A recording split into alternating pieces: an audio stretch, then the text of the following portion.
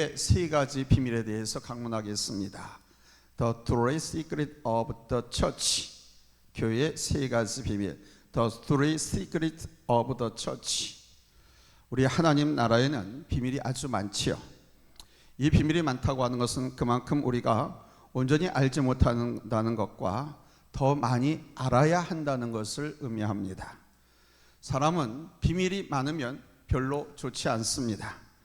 비밀이 많은 사람은 그만큼 숨겨진 것이 많기에 알 수 없는 사람이라는 것을 의미하기도 하고, 또 사랑하지 않는다는 말이 되기도 합니다. 사랑의 관계에서는 비밀이 없지요. 존재하지 않습니다. 그러나 하나님 나라의 비밀이 많다고 하는 것은 신비고 새로운 것이고 우리가 알고 깨달아야 할 것이라는 뜻입니다. 보십시오. 첫째로 예수 그리스도가 비밀 아닙니까?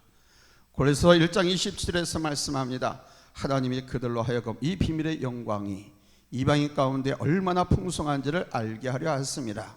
이 비밀은 너희 안에 계신 그리스도시니 곧 영광의 소망이니라. 아멘. 예수 그리스도가 어디에 있다고요? 내 안에. 이 내 안에 계신 것이 바로 영광의 소망이신 예수 그리스도라는 것입니다. 근데 이것이 숨겨져 있죠. 모든 사람에게 오픈되어 있는 것이 아니라 믿는 사람에게만, 그래서 비밀이라는 것입니다. 디모데전서 3장 16절에서도 말씀합니다. 크도다 경건의 비밀이여 그렇지 않다 하느니 없도다. 그는 육신으로 나타나신 바 되시고 영으로 의롭다 하심을 받으시고 천사들에게 보이시고 만국에서 전파되시고 세상에서 믿음 바 되시고 영광 가운데서 올리지셨느니라. 유태인이나 헬라인이나 곧 세상 사람들 가운데 믿지 못하고 영접하지 못하는 사람들, 듣지 못한 사람들에게 예수 그리스도는 비밀일 수밖에 없지요. 두 번째는 복음도 비밀입니다. 에베소 6장 19절에서 말씀합니다. 나로 입을 열어 복음의 비밀을 담대히 알리게 하옵소서. 사도 바울은 자신이 전하는 복음을 복음의 비밀이라고 말했습니다. 왜냐하면 알지 못한 사람에게는 비밀이지 않습니까? 숨겨진 거 아닙니까? 그래서 복음도 비밀이다 그렇게 말했습니다. 세 번째는 하나님의 나라도 비밀의 나라입니다. 누가복음 8장 10절에서 말씀합니다. 우리 같이 읽겠습니다. 시작. 이르시되 하나님 나라의 비밀을 아는 것이 너에게는 허락되었으나 다른 사람에게는 비유로 하나니 이는 그들로 보아도 보지 못하고 들어도 깨닫지 못하게 하려 함이라. 아멘. 하나님의 나라도 비밀입니다. 네 번째로 교회도 비밀입니다. 오늘 말씀의 제목이죠. 교회도 비밀입니다. 에베소서 5장 20절에서 말씀합니다. 같이 읽습니다. 시작. 이 비밀이 크도다. 나는 그리스도와 교회에 대하여 말하노라. 이 모든 것은 우리가 더 알고 더욱더 깨달아야 할 부분들입니다. 이것은 알면 알수록, 깨달으면 깨달을수록 깊어지고요, 온전해지고 은혜가 넘칩니다. 그렇지 않습니까, 여러분? 하나의 진리를 깨달았을 때 감격과 은혜 경험해 보지 않았습니까? 다니엘이 바벨론의 포로로 잡혀가서 있을 때 이스라엘 자기 조국이 언제쯤 회복될 것인가 대해서 궁금했습니다.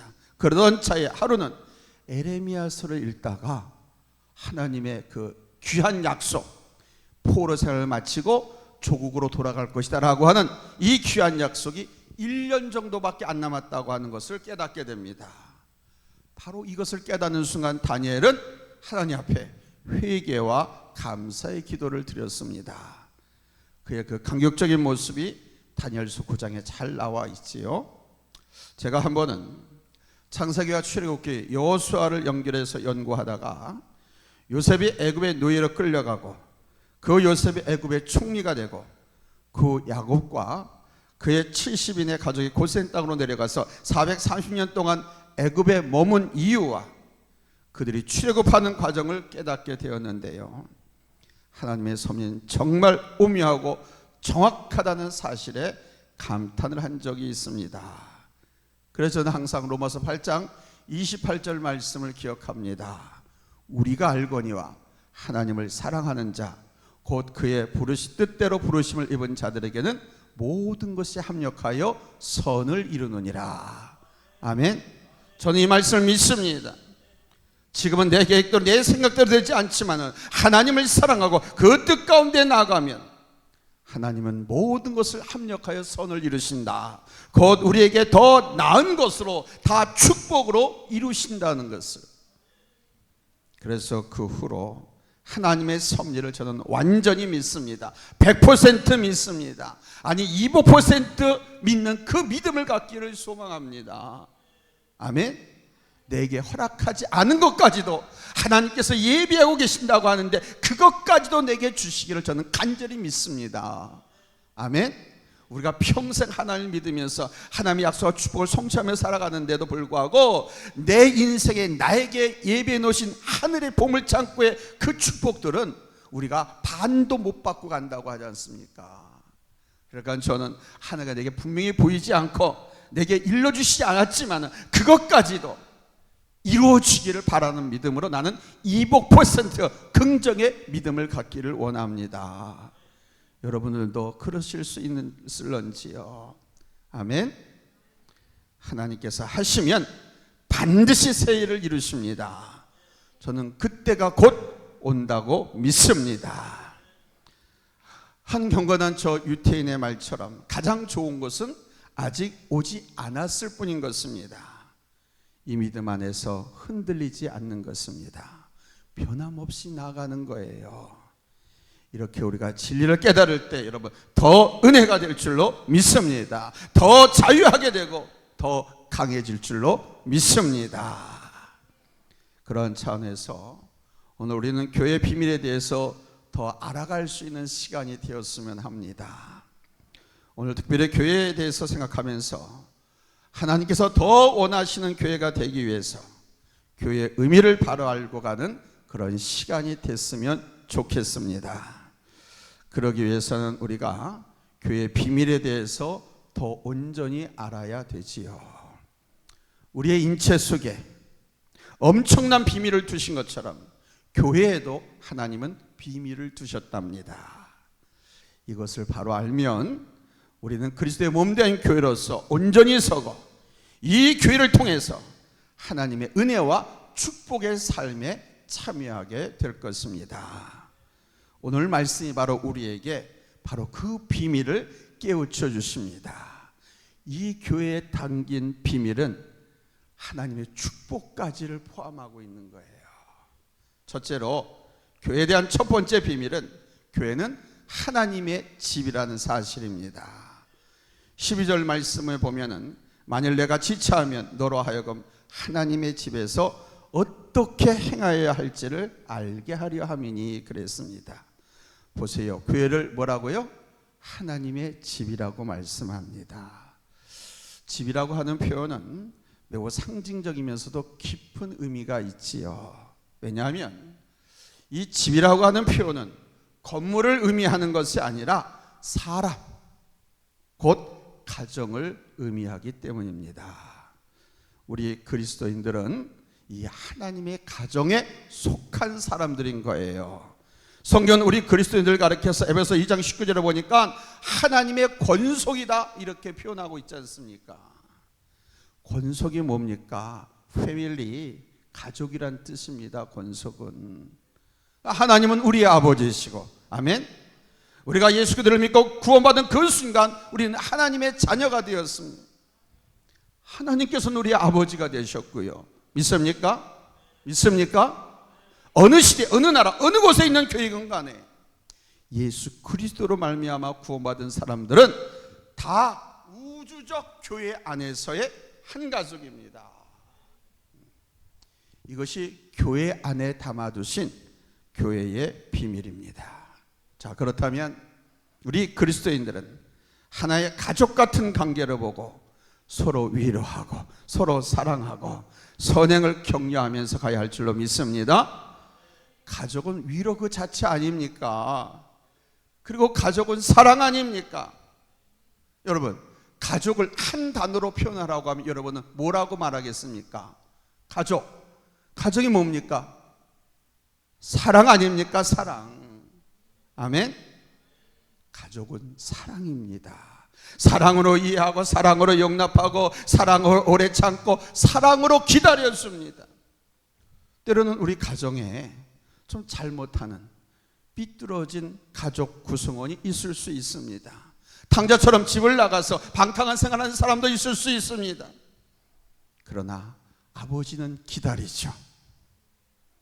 자식이 깨닫고 돌아올 때까지 아버지는 기다립니다. 그럼 어머니는 뭐합니까? 어머니는 기도합니다.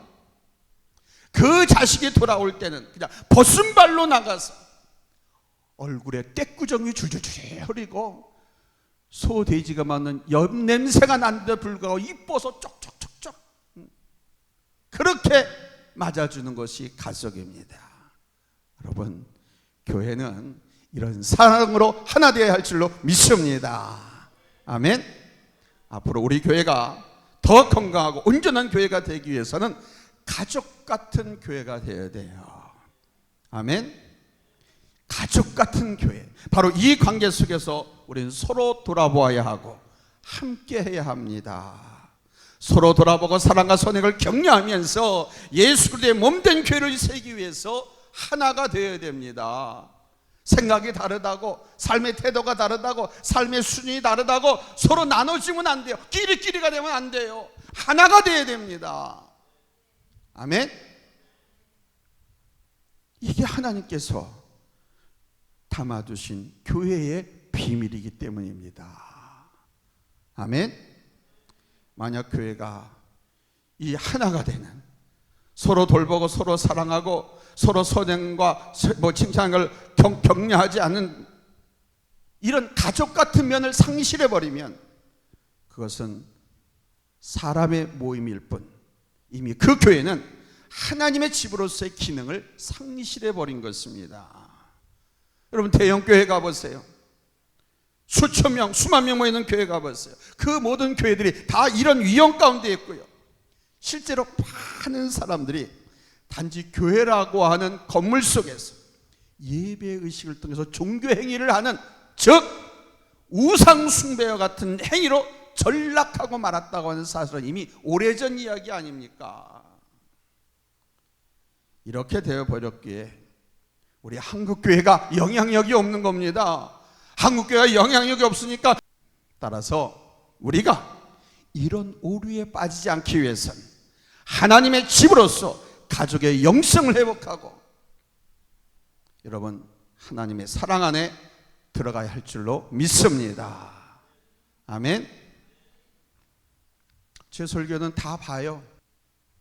교회가 교회의 구실을 하나님의 집으로서 온전히 서지 못할 때 세상으로부터, 세상 권력으로부터 이런 핍박을 받는 겁니다. 그러므로 여러분, 우리 교회는 하나 되시기 바랍니다. 사랑으로 하나 되시기 바랍니다. 아멘. 그냥 뿔뿔이 흩어진 모래 같은 존재가 되어서는 안 돼요. 예수님의 사랑으로 하나님의 집에 한 가족으로 똘똘 뭉쳐야 하는 겁니다. 두 번째로, 오늘 본문에서 밝히는 교회의 비밀은 교회의 주인은 하나님이시라는 겁니다. 교회의 주인은 누구다? 하나님이시라는 겁니다. 15절에서 말씀합니다. 이 집은 살아계신 하나님의 교회요 진리의 기둥과 터니라. 이 집은 살아계신 하나님의 교회. 여러분, 이 말씀에 주목하시기 바랍니다. 사도 바울이 이 부분을 유난히 강조한 데는 이유가 있습니다. 바로 에베소에 아데미 신전이 있었는데, 이 아데미 신전과 그것을 섬기는 사람들, 그들과 대비해서 에베소 교회의 성도들을 염두에 두고서 한 말입니다. 에베소에는 이 아데미 신전은 어마어마한 규모로 지어진 신전입니다. 뭐 가보신 분은 알겠지만 이곳은요, 대리석으로 된 기둥만 127개입니다. 대리석된 기둥, 보통 대리석 기둥이 최소한이 3m예요. 5m 막 이러네. 127개라니까. 그러니 얼마나 크겠어요. 웅장했습니까? 그런데요, 바닥은 뭘로 된 줄 아니까 대리석이 아닙니다. 처음에는요, 이 바닥이 금으로 다, 금으로. 요즘 우리 한국의 아파트가 금으로 다 싸도 남는다고 하잖아요. 아파트 값이. 그거 아십니까? 지금 우리 한국의 비싼 아파트는요, 금으로 다 둘러싸도 남아요, 금이. 그 정도로 아파트 값이 비쌉니다. 이 아담의 신전이 그랬어요. 죄다 금으로 다 바닥을 장식했습니다. 그 시대에 어떻게 저렇게 웅장하고 정말 빛가번쩍한 화려한 신전을 지을 수 있을까? 뭐 그 정도로 그렇게 웅장합니다. 그런데 하나님을 섬긴 에베소 교회, 에베소 교회는 어떻습니까? 너무 초라한 거예요. 너무 초라한 거예요. 비교도 안 되는 거예요.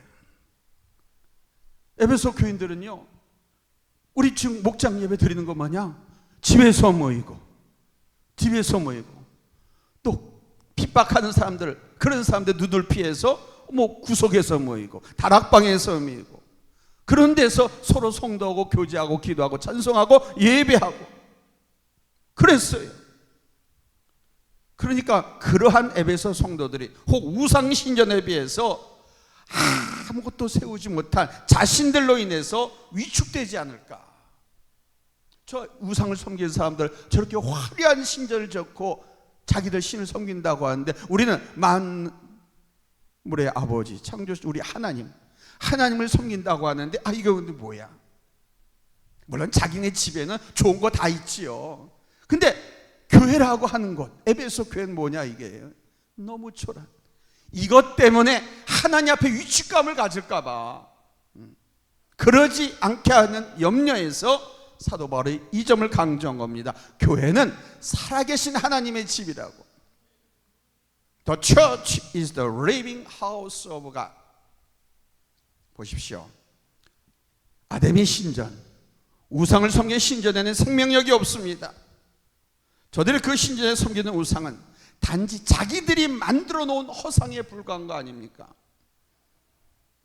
그러나 여러분, 우리 하나님의 가족들, 성도들이 모인 교회는 생명력이 있지 않습니까? 구원의 생명력, 변화와 성숙의 생명력, 치유의 역사, 하나님의 능력의 역사, 영원한 하나님 나라의 소망이 있습니다. 이것이 교회인 거예요. 그리고 바로 이 교회의 주인은 누구냐? 하나님이십니다. 생명의 주인이신 하나님, 그분이 바로 이 교회의 주인이십니다. 간혹 사람들은 교회의 주인을 목사로 생각하기도 합니다.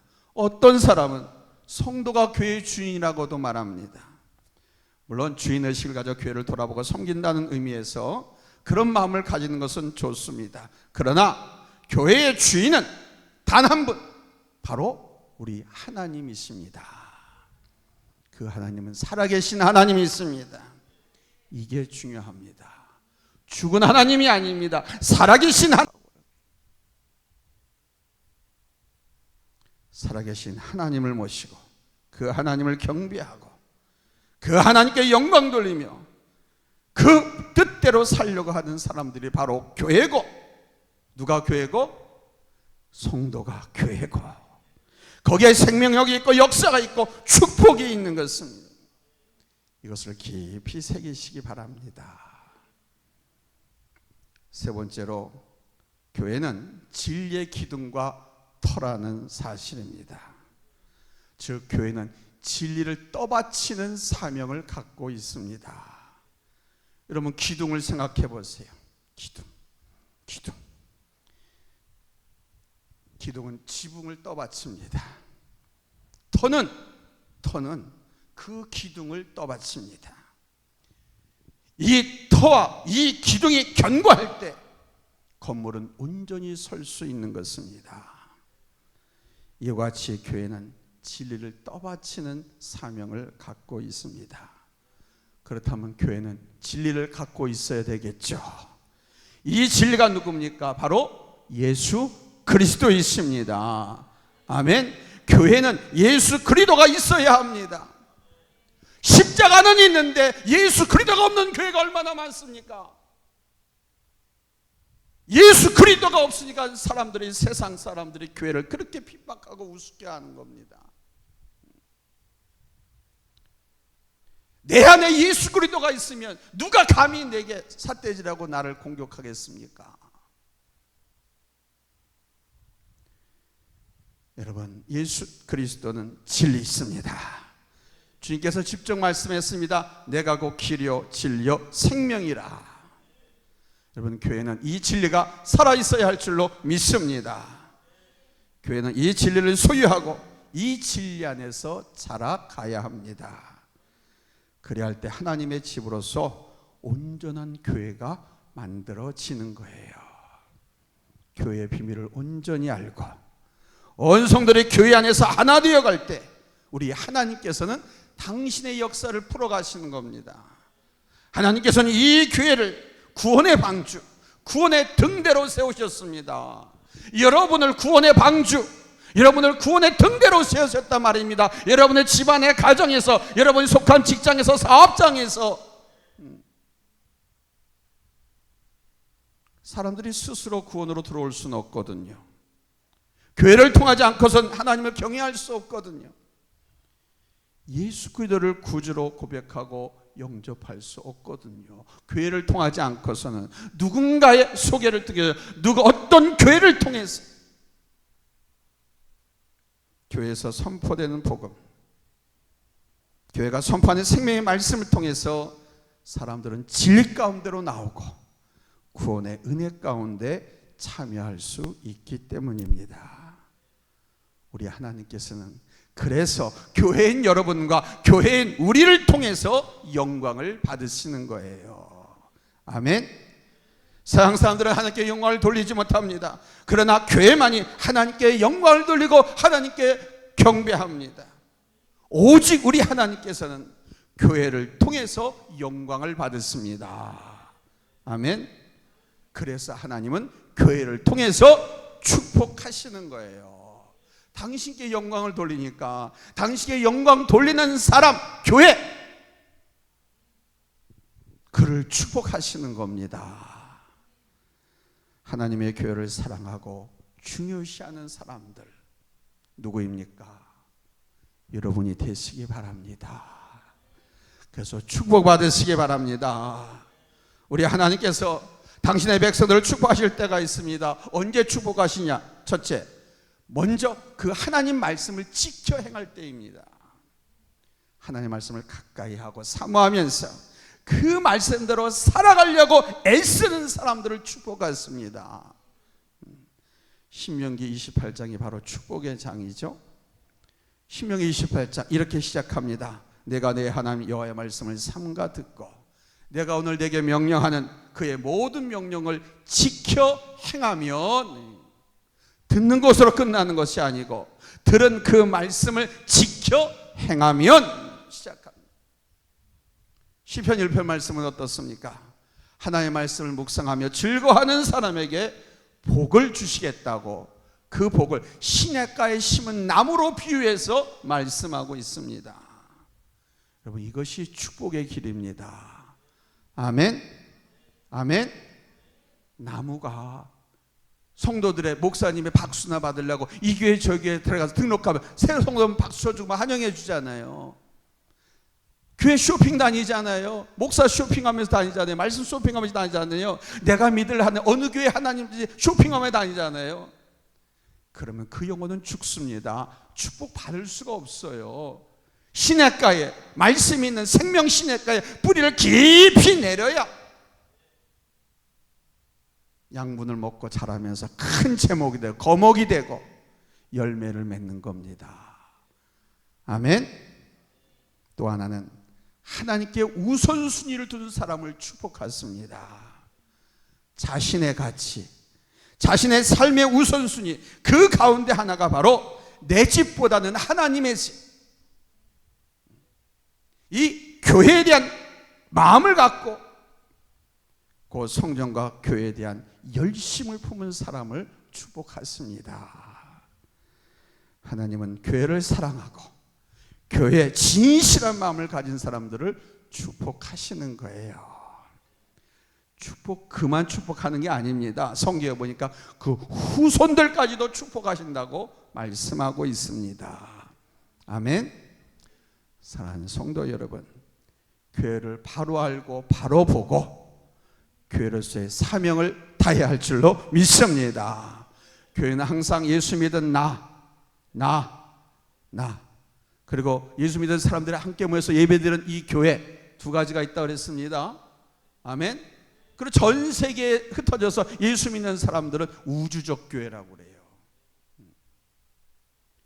우리 교회는 이렇게 교회의 사명을 다하기 위해서 살아있는 생명 공동체, 복음 공동체, 선교 공동체, 아멘, 이런 공동체가 되면 하나님의 큰 축복을 받습니다.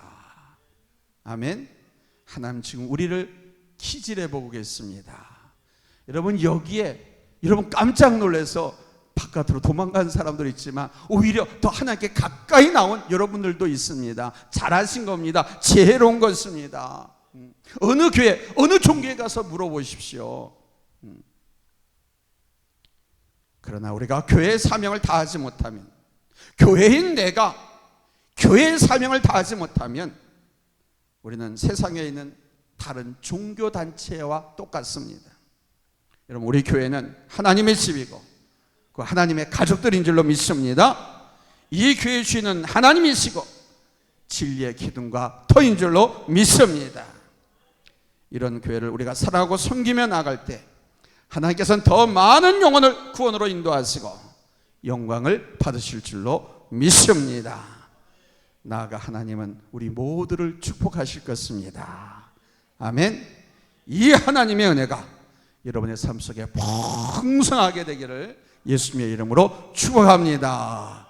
할렐루야, 할렐루야. 오늘 이 설교는 신학교에서 교회론 강하게 텍스트를 써도 부족함이 없는 설교입니다. 여러분 하나님 우리를 그렇게 사랑하십니다.